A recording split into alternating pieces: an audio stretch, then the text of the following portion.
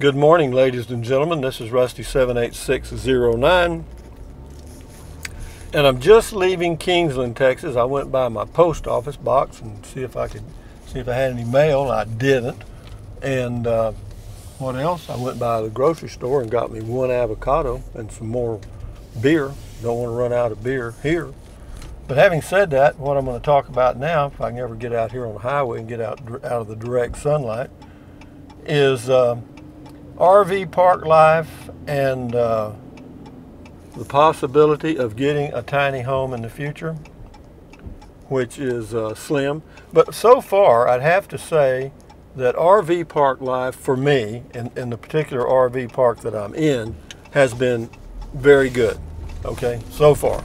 I mean, but I've got a really unique place. I mean, I'm right by a little spring-fed river and a city park and stuff. But this is Kingsland, Texas. We're on Highway 1431. We're going to turn left up here and go across the slab, around the back way, over to Llano, Texas, where the RV park is. It takes about 22 minutes to get there, but we won't run the video that long. But anyway, the RV park, as far as quiet, it is. As far as my neighbors, they're fine. I've met both my neighbors. I've met some other people there. Everybody's fine. Most of them are, I'd say 90% of them are retired. There's a few of them that work, not many. But yeah, it's a good spot. And yeah, great place for me to walk for exercise in the mornings. And then if I want to go triking, there's a bike path that starts about, I don't know, 100 yards from the RV park and goes all the way into town. It's a concrete, wide bike path, and I can ride my little trike all the way into Llano, Texas, downtown, and get something if I need it, I guess. There's not a grocery store downtown, but there are some restaurants and stuff, so I could get something to eat. But having said that, yeah, it's a nice area. It's a good RV park. Knock on wood, everything's going 5 by 5 right now, which means very good. And if I had to do all over again, would I do it? Yeah, sure. Why not? You know, life goes on. Let's do something. And what else? Oh, the next thing is, you know, the tiny home or the cabin. They don't call them tiny homes. They call them cabins. The people that build those wooden cabin things, and which, you know, but they're just small. They're like 390 square feet. And in Llano, Texas, the city of Llano will not allow you to place a home on a lot, mobile home or otherwise, unless it is more than 960 square feet, and that's in the entire city. That's everywhere. That is a city ordinance. So you can't get around that one without getting a variance. And I talked to the ex-mayor of Llano, and he said, you're not going to get one because they're not going to do it. Other people have tried and other people have failed. So eliminate a city lot in the city of Llano for a cabin or a tiny home. Eliminate that. And then I said, well, what about right outside the city limits? He said, that's fine. He said, but what are you going to do about water and electric? I said, well, you know, I can always dig a water well, drill a water well. He said, yeah, you can, but your chances of hitting drinkable water are 2 in 10. You know, so it's kind of hit and miss on the water wells, drilling through the granite rock. So that could become, you know, finding good water could become a money pit. I've been through that before because I had some people drill a water well on some property I bought near Victoria, Texas one time, and they hit an underground cave and had to move the water well to another location, which they let me pick. Okay, where do you want to put it? You know, I just picked a spot. They drilled. Unfortunately, they hit good water at about 300 feet. We hit drinkable water at about 80, but I told them to go down to the second water, which they did, and it worked out fine. But yeah, so you see, getting these tiny homes, cabins, is easy, and the price of them is fine.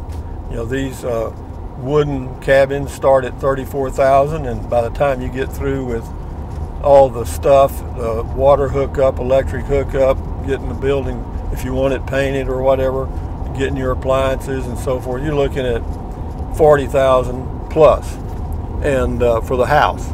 And then for a lot, depending on where you find it, if you can find, like Kingsland, Texas is an unincorporated community. They do not have city ordinances here. So you could find a lot in Kingsland, Texas, relatively easy, okay?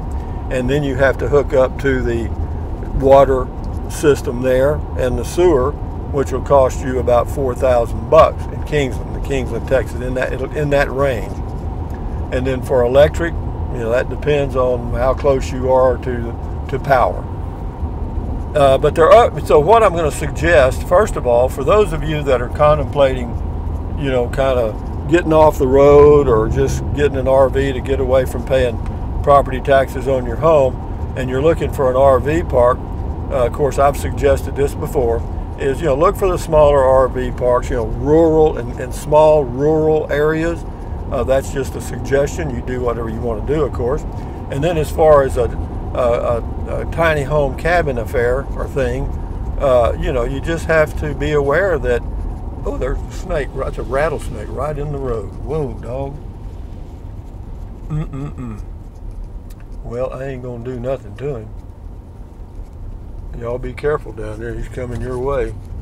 So, having said that,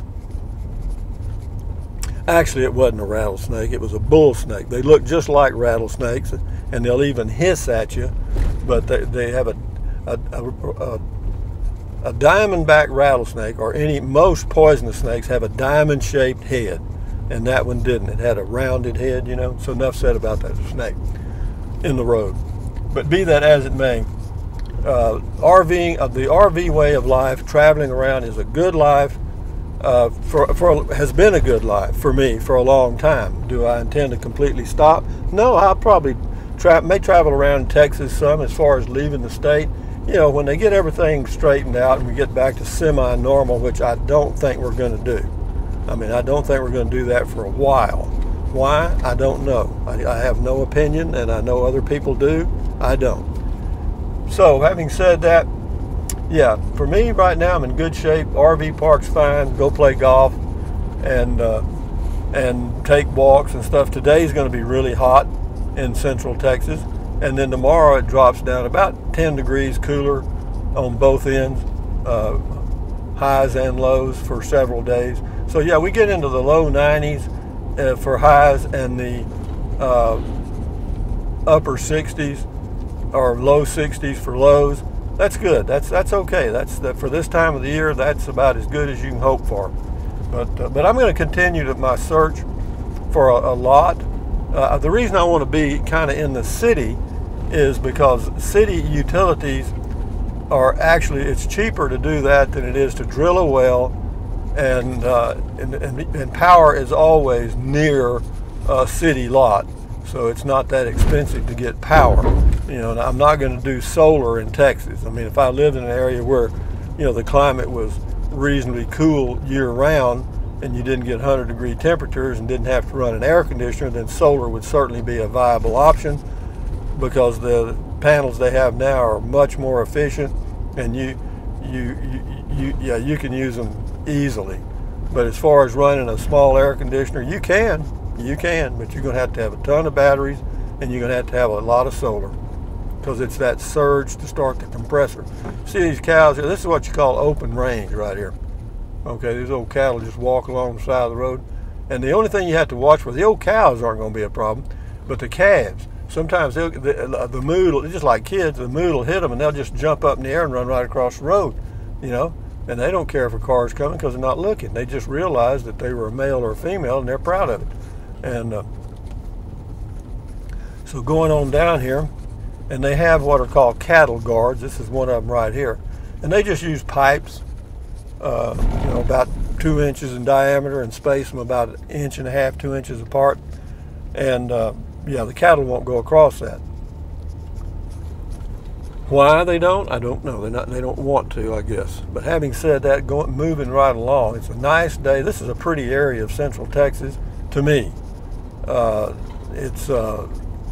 This is the way I grew up. The difference here, of course, rolling hills here, and more flat land where I grew up in Kennedy, Texas, and we had a lot more mesquite trees. We had oaks and mesquites, but more mesquite trees than oaks, because it's kind of the brush country of Texas where I was. Good farmland, though. It was good farmland. My dad was a farmer. Yeah, we raised crops. I grew up on a farm, and I still enjoy the smell of fresh turned soil, because I did a lot of plowing when I was a kid. Probably about, my plowing years, how many years would I do that? Probably 8 years, 10 years maybe. And then we moved into town. My grandmother died. She had a nice home in town, and so whenever she died, Daddy sold the home place and 57 acres to a guy, a banker in town. It was on a hill. It was a choice location, but he got a premium for it, and then he added a garage apartment that attached to my grandmother's house, and a breezeway, and that was a nice place. It was a great place to finish up my years in Kennedy. I was moved into town in 1962, and I graduated in 1963 from Kennedy High School, graduating class 60 people. I graduated 59th out of a class of 60. Paul Leal was behind me, and I think he's got a trucking company in Kennedy now, and he's one of the wealthiest people in town. Me, I'm living in a 17-foot casita. I'm still 59th. But I've done a lot of things. I've enjoyed my life. I've had the 6-figure incomes and big homes and stuff. I have, looking back down my trail, I don't see nothing but beauty. There were good times and bad times. Everybody has them. Another deal there. Anyway, I'll end the video when we get up here to this intersection, and then I'll turn right to go back to Llano. This is a back way to go. You go across the slab. This comes over and hits Highway 71, which goes to Austin. If you go left, if you go right, it goes back to Llano, Texas, and points north.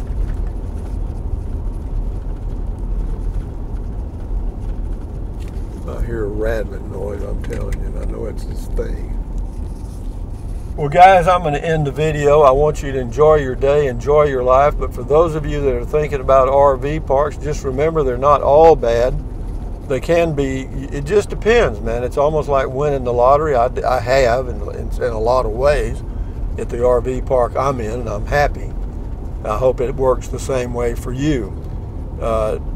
As far as the tiny home cabin stuff, getting the cabin or the tiny home, not a problem. A lot of people make them. Finding a place to put it is going to take some effort. Unless you know somebody, if you have a child or kin folks that have a large tract of land and they've got some way to get water and stuff, go for it. But having said that, guys, adios amigos, thumbs up, carpe diem, adios, bye, buy anything you want anytime. But if you think about it, use the link to Amazon products in the description of all of my videos. Why? Because it doesn't cost you 1 penny. If you want to fool with it, fine. If you don't.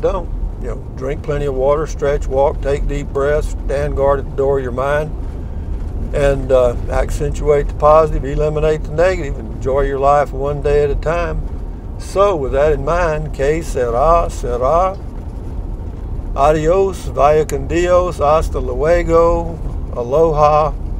Enjoy your life, ladies and gentlemen. It's pretty out here. And as you can see, not a heck of a lot of traffic. I think that's the first car we met on this road. Yeah, and you get used to this, there's no traffic, and then you go to a city where the population is 5,000 and you think it's crowded. And then you don't even go to Austin or Houston or Dallas. You forget that. Adios, amigos. Bye-bye.